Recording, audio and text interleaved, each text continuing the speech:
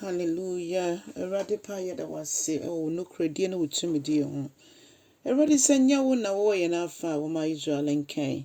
Wo na wetwitwagie ebedum pempen so etese eye wa tumara kwa.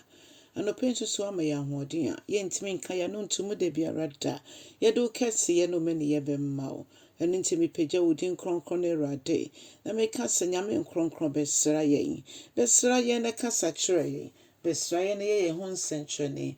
Besra ye nyine ye ho kese ye no meni ye. Ewo Jesus Christ wodin mu ene ya bompa ye enenso. Ye kasa August busome nso ye nim so de ye betwa. Ewo Jesus din mu. Amen. Odafo enenso me ma wakwa about about ya sesen dwumedi so. Ne afia kenkan sam afia Asomafoɔ nnwuma tidunsia. Ne chichemu aduonu nkron edikosi eduasa baako. Hallelujah. Ose na fia ase hwefo no efresa omuma ne kanea na odwane ko bebi a yede Paul ne Silas ahye na ne ho popo na kacho mo say no oyomu odinka yomu pieye no obisa mo say Awuranom menya de na menya nkwa no mo bua no kan say ji ye ne Awurade Yesu Kristo di na obegye wo ene ufifo nyina nkwa. Ji ye ne Awurade Yesu Kristo di na obegye wo ne ufifo nyina nkwa.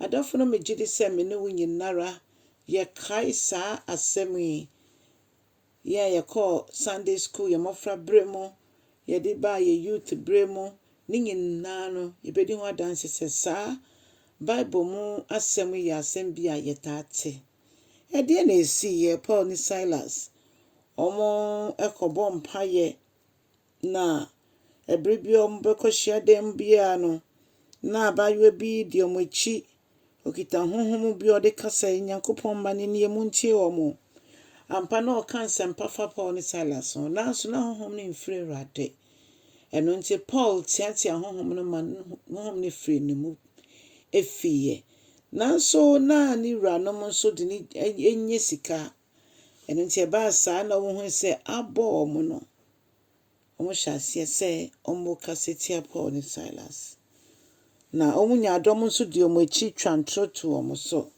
se ba ne se ye twe omo ase e di omo komma mpanimfo ema ye bo omo ye kansam anim edigu omo so na omo eye ama afedie ye bo omo ankasa ye di nnua ene ye de bro omo se ye kan fi nchichemu dunsia no eba no a ye be hu sansem nyina ewo ho Asomafoɔ nnwuma tidunsia nchichemu dunsia eba no sansem nyina wo ho na de be pie saa aduonu nkron ya ye kan ye na ye de mugu fiase no omo enyan mu wo ho na omo bu enfu omo an complaini an mbom hwene ankase a Awurade na ye aden ni na yesum na we nyina esie ne momo gina omo gidie mu Paul ne Silas gina omo gidie mu e de ayeyi nwom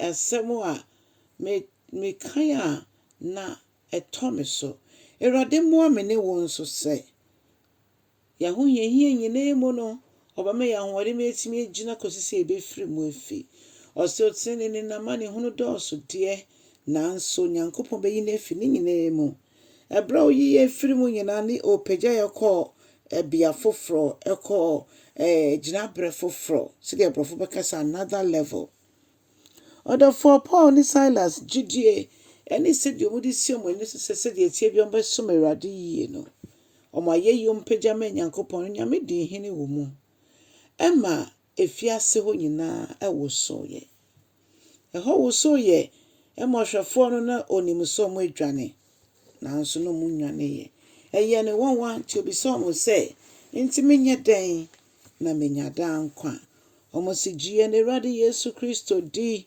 no begye wo ene ofiefo nyina nkwa odofo gie ne Awurade Yesu Kristo di so wuti Yesu din nanso mfa wo ho ma no Ene due mekamfo Yesu ma se fa wo ho ma no na Onyankopɔn tumi enye adwuma mfa wo mu. Efisa akra bebre etwen se omo so benya nkwagye. Onyame nhyɛ bebre.